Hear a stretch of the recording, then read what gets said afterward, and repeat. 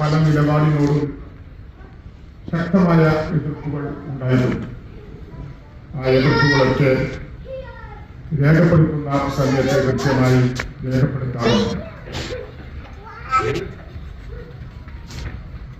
VS-ന്റെ വിടവ് രാഷ്ട്രീയത്തിൽ വലിയ നഷ്ടമാണ്.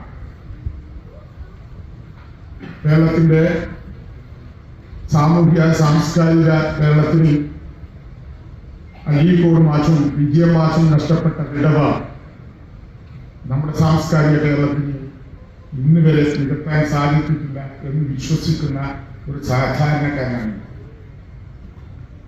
അതുപോലെയാണ്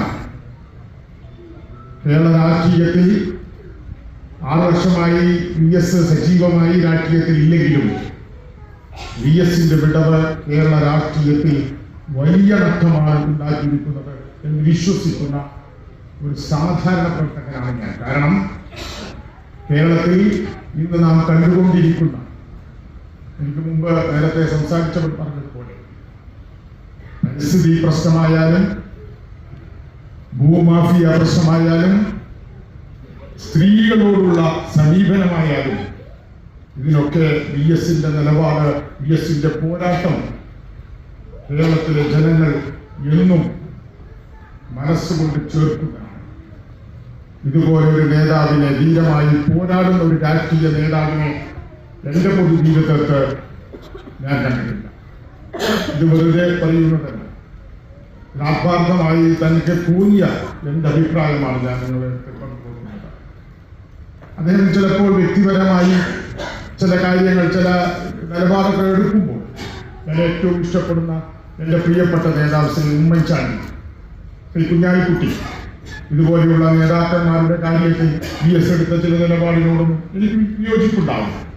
പക്ഷേ നാം വിശാലമായി ചിന്തിക്കുമ്പോൾ നമ്മുടെ കേരളത്തിന്റെ പരിസ്ഥിതിക്ക് വേണ്ടി അദ്ദേഹം നടത്തിയ പോരാട്ടം, ഭൂമാഫിയ, ഞാനിപ്പോൾ ഓർക്കുന്നു, മൂന്നാർ ദൗത്യ സംഘം, ഒരുപക്ഷെ 2 പാർട്ടി ഓഫീസ് അതിൽ കുടുങ്ങിയില്ലായിരുന്നുവെങ്കിൽ ഇന്ന് കേരളത്തിൽ ഭൂമാഫിയയുടെ അവസാനത്തെ ആണി പ്രിയപ്പെട്ട അച്യുതാനന്ദൻ അടിക്കുമായിരുന്നു എന്ന് ഉറച്ചു വിശ്വസിക്കുന്ന ഒരു രാഷ്ട്രീയ പ്രവർത്തകനാണ്. അതുപോലെ തന്നെയാണ് പീഡനമായ എല്ലാ മേഖലകളിലും. തീർച്ചയായും VS മലയാളക്കരയില്ല കാലത്തോളം, മലയാളികൾ ലോകത്തിന്റെ ഏതറ്റത്തുള്ള കാലത്തോളം VS എന്ന് പറയുന്ന നേതാവിനെ ഓർക്കാതിരിക്കില്ല.